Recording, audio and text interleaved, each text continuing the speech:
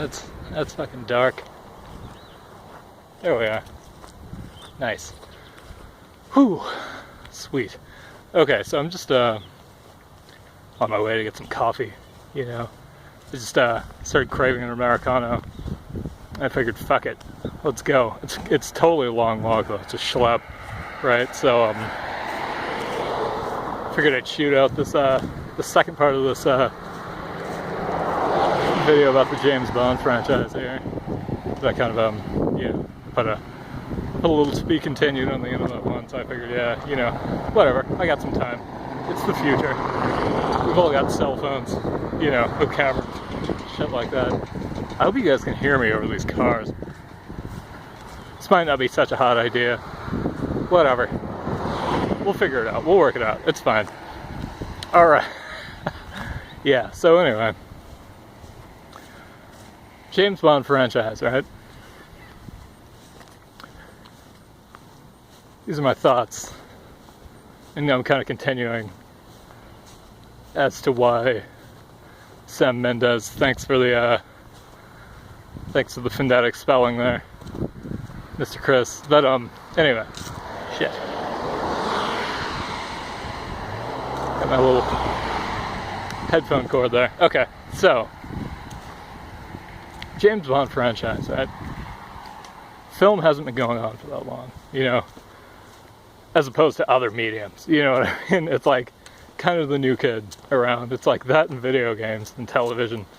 Probably the thing. We've had it for what, like about maybe, like it's the old boy of like moving visual mediums, of course. Like, so, you know, we've had it for like 100-something years, you know. But yeah, this franchise it's one of the few that actually has like a lineage at this point in the Western tradition. You know, like there's definitely there's a few things from like, I don't know, like Japan and China, you know, that have, you know, the film series that have gone like a long time. Also, you know, like obviously like Italy's had a few, you know, called the Django films and shit like that, but Criminal, I think, was one. I've only ever seen like one of those. Anyway, Pink Panther. Yeah, that's not the point. It's a long-running franchise, right? It's kind of become a tradition, you know? So like, it's kind of, it's established a series of its own conventions, if that makes sense.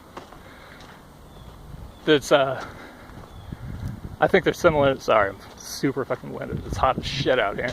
Anyway, it's like established some traditions, and it's like 50-year run that are they're similar to like stuff you used to find with like plays and shit. It has like stock characters, you know, that you don't really need a backstory for, because they're already established, like in the minds of the people who are looking at them. You know, like you don't need to know, you know.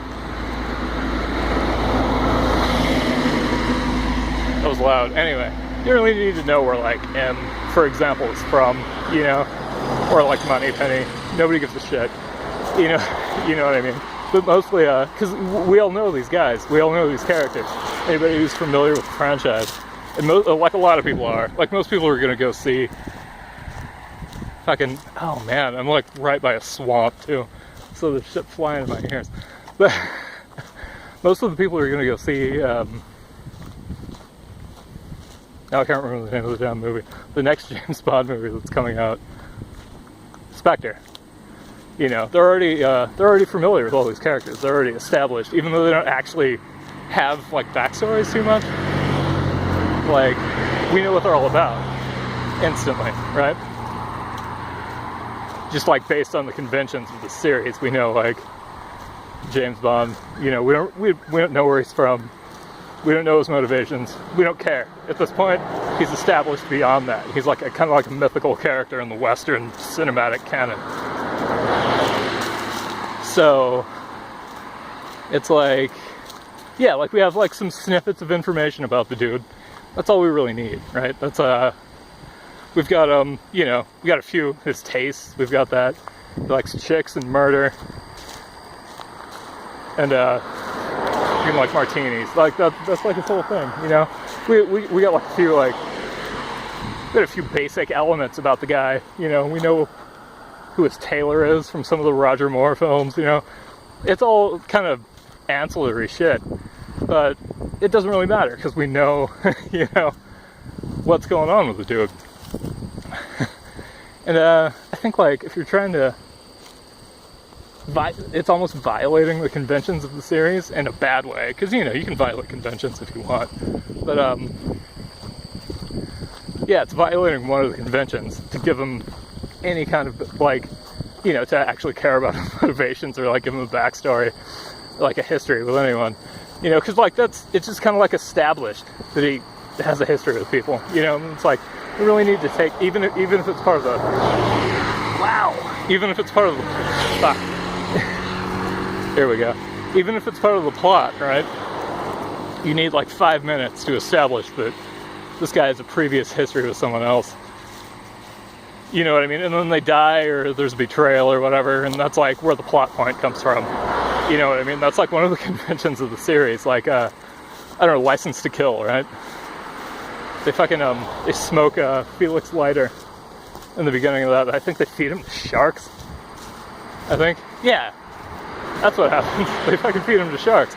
And then they kill, like, James Bond's about to get married or whatever, and they fucking kill his wife. And, like, that's the whole impetus for the film. Perfect. We don't need any of that. But I have this fear that I've got this fear that Mendez, right? He's gonna, you know, he's gonna take it to the next level in a bad way, right? He's gonna like, God damn it. Somebody's parked their car like in this ditch. Yeah, I gotta walk around it. That's okay. But yeah, I have this fear that Mendez is gonna take it to a point like he did with the with Skyfall. It's going to take it to a point that derails the actual flow of the movie and kind of like violates these conventions that are actually, at this point, they're like part of the film. You know what I mean? So, you know, because it took a while there at the end, at the climax, across the road here. Yeah, this might be a bad format for what I'm trying to accomplish, but just walking around by the road thing, it's probably pretty hard to hear me, but anyway, it's taken him,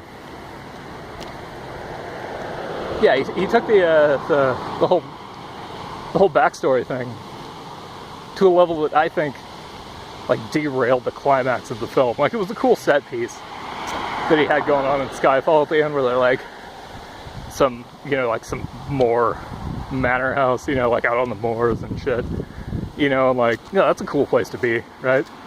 But you know, he derailed the shit out of it though, because like James Bond's like butler from when he was a little kid or whoever that was it a groundskeeper? Maybe. Like, he's there, you know, and they're throwing a whole bunch of weird shit in there. I don't know. It's not good. They're trying to like actually explore like his backstory with the previous M, like in that scene. I didn't like it. It wasn't necessary. Like, that's one of the kind of defining conventions of James Bond films, is like the end set piece just ties it all up. You know what I mean? Like, I don't know. Like, You Only Live Twice, for example, right? It's just, he breaks in there with an army of ninjas, you know? Fucking saves those astronauts who were being abducted. Fucking end, you know, like, drops the dude in the piranhas, you know, like, there you go. That's all you need. That's all we got, but that's all you need, right? And I have a fear that, this Mendez guy, he's gonna go all the way with it. He's gonna be, you know, it's gonna be like a major chunk of the plot, like this whole fucking backstory exploration thing he wants to do. It's gonna be unnecessary. You'd probably cut it out, honestly, of the actual movie. Like, here's the thing, right? That's screenwriting that I learned from getting a film degree. We had to do stuff about screenwriting.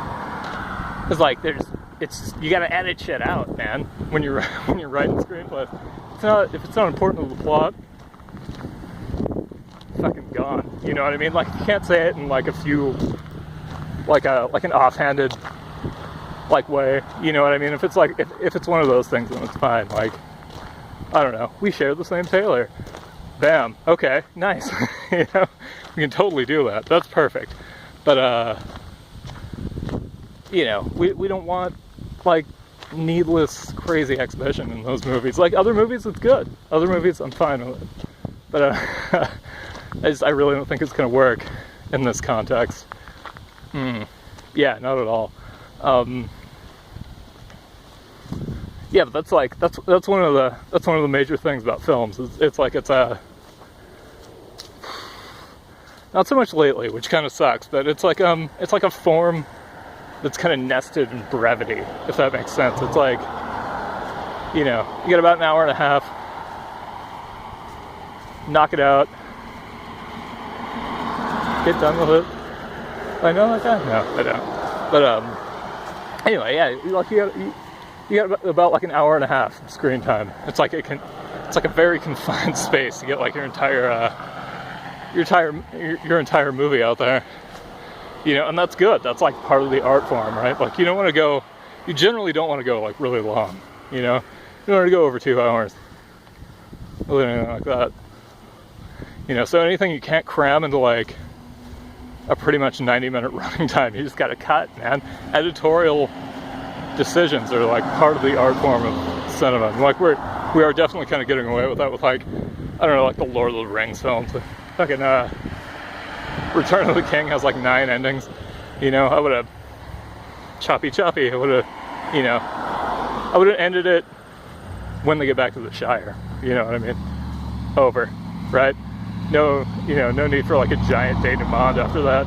Like we've returned to normalcy. That's the thing. That's what it's called at the end. It's a denouement. And what it is it's like all the shit happens. You know, good guys triumph or they don't, and then you kind of like reestablish the order of the way things were after that. You know what I mean? So there's kind of like a return to normalcy, even though like the characters, you know, they might like change or whatever. You know, there's still like an end. You know? And yeah, like I don't think Skyfall had that. I don't think Spectre's gonna have that either. But yeah, we're running in on 13 minutes. But yeah, that's kind of my final thoughts. Like, you know, editorially, Spectre needs to be tight. It just needs to be like all other Bond films. It needs to just be like a tight, contained story that you know uses the conventions like of the series to the best effect possible, and then cuts it out. There you go. Like James Bond will return, and whatever the fucking next movie is, like in the franchise, like they always do that in the credits. It's very cool. But that's another thing. You know, that's another one of the conventions of this film series. It's like the credit sequence is like, will return. Anyway, but yeah, like if Spectre isn't tight, and I don't think it's gonna be, because Mendes isn't like a tight director. He just doesn't operate that way. He's not a tight fellow. I think I have to go this way to get to the Starbucks. But anyway, whoop. Yeah, he's not like he's not a tight director. These movies need to be like a encapsulated, tight, like a microcosm. And I don't think he's going to be able to do that. So, yeah, I guess I'm going to cut it. Cool. Thank you for watching. Whoop.